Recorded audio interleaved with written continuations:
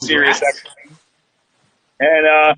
And if you have Pandora, it's free to listen to. It's Spotify, it's free on there. Or if you want to support and buy it, you can on iTunes. And you just have to look up Glickman. But the album is called Voices in My Head, and it's a very funny album from like a big comedy record label put it out, and That's so awesome, man.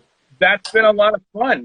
That's been pretty cool. So that I wanted my plan was to tour this most of this year, and I had shows set up around the country, and of course those had to get canceled because of all this Yep. nonsense.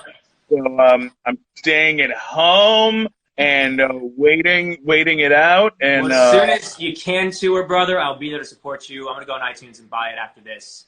thank you, buddy. I appreciate that. All So right, brother. thanks Well, for I having miss me, you. man. I love you. I can't wait to see your face in person. And stay safe, buddy, during this Can't wait craziness. to meet you when we're not in Nice, quarantine. yeah, nice to meet you too. It's so nice to Yeah. meet you. Tell Yeah, your for girlfriend sure. I said I appreciate her because I understand. Oh, I appreciate her too, for sure. All right, Bye. you guys soon. Take care. I saw John had introduced. All righty. John, I already saw, had entered in. You gotta wait for your request sometimes. Look for it, probably by my name. Right there. There he is. We're bringing Yay. Mr. John Benson on, who is one of the foremost trainers for models in the world. Models, pageant girls. What's Hey! up, bud? Hey, what's up, guys? Glad we got you on easy today with no troubles. Yes, thank you Yeah. for your patience on that. Sorry Oh, about of course, yesterday. man.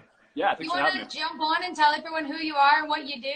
Yeah. My name's John Benson. I own John Benson Model Fitness. I'm a personal trainer in Dallas, but I have clients literally all over the world. And I specialize in working with models, or not just models, but working with girls who want more of a model type body, rather than like a kind of a bulky CrossFit type of a body, which is totally fine. But as you know, Caitlin, Yep. like a model's career is like literally made or destroyed by like an inch or a half inch on your hips. It's So, not, like people say, they're like, oh, like what do you weigh or does it matter? And it's Doesn't matter. it will never be weighed one time. It's No, always measurements. A model's never going to get weighed. I've got models that are 5'11", like very low body fat that weigh 150 pounds. Another girl, 5'11", low body fat that's 120 pounds. Exactly. So it's all about It's so different. Yeah, it's all about the measurements. And but yeah, that's what I do. So You've been doing it for a long time too. I mean, Yeah. when was the first time I met you? It's been like 2014? Yeah, that's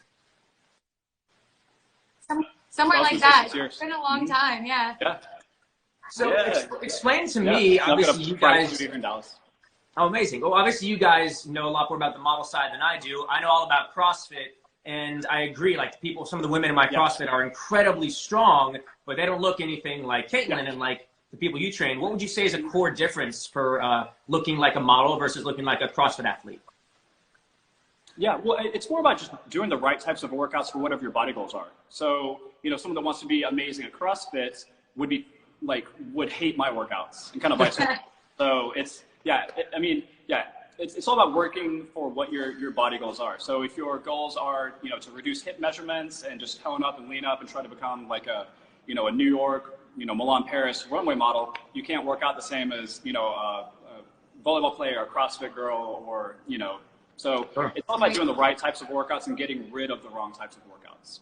Well, it's very, like, people underestimate how hard it is to Yeah. get the bodies that models need to have. It's really hard. It's hard. And that's why back in the day, in the 80s and 90s, like eating disorders were just rampant in the modeling world. Yeah. So luckily, the modeling industry has changed a lot. I mean, you still have to be within the model measurements, Right. but they don't want a girl that looks like she's about to pass out on set after, a 20-minute photo shoot. They want a fit girl that looks Exactly. good and looks happy and looks like she's Yeah. enjoying her life. Yeah. Exactly. And that's what I do. So I help girls get within those measurements while staying, all my clients, they eat probably more now than they did before. I Yeah. tell them what, like, the types of foods they should eat and should not eat, depending on the time of the day. So yeah, my clients, and I've kind of helped push the modeling industry in that direction as well. So Love Yeah. that. Health first. I'm seeing some questions for you. By the way, guys, Yeah. ask John anything you want in the comments. Yeah. One of the questions is, can I eat pizza and look like that? Caitlin, you want to answer this one? So I actually eat a lot of pizza, Yeah. but I found that I also walk 7 miles a day and work out every day, pretty Exactly. much. My body sometimes needs those carbs for energy. It's not Yeah. like I'm just sitting around eating 7 pizzas a day. I'm eating 2 pieces of a pizza and then going on with my day. Yeah, totally. Yeah, actually, I encourage my clients to have cheat meals, like once a week, twice a week if they want to.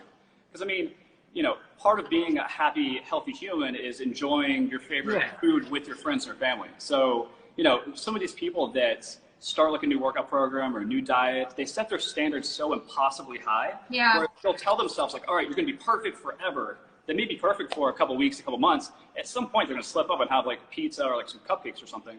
And then they're like, oh my God, I cheated, I failed, I'm a failure. You know what, screw it. I quit, give me all the pizza and I'm out. So I give up. And also your body takes it differently. If you allow your body to just kind of have it, I feel like it's more easily processed than if you just stress about it and hold on to it and like. Yeah. Stress is the worst. Your cortisol goes up, your body holds on to fat. So I think being happy is more important than having a perfect diet. Another good question I saw is, can you eat carbs late at night? That's the one thing I really tell my clients not to. I tell my clients to try to stay away from carbs past about 3 p.m. or for dinner. So that's, so you can have the carbs early in the day, just not around dinner time. So especially if you're trying to lean out. I suppose. A carbohydrate, it's a form of energy. And if you eat, say, even something healthy like sweet potato or like quinoa or something, there's nothing unhealthy about it. But if you go to bed with a stomach full of carbs, your body has to do something with that energy, and your body's going to convert those carbs to fat to use as fuel for later while you're asleep in bed.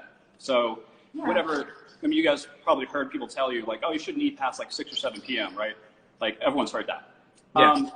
And no one really explains why, but there's truth to it. It's because most people and most cultures have some type of starchy carb with their dinner. You know, whether it's a rice, a pasta, potato. So that was a very long answer to that question. It was a good one, though. No, but that's a great answer. Thank you. So basically, you know, just try to keep your carbs before 3 or 4 p.m. because you don't really need a lot of energy past that time. No, just mainly lean proteins, veggies, salads, things like that for dinner. And you're offering online courses right now. I actually joined in yesterday. I hadn't worked out with John in a few years.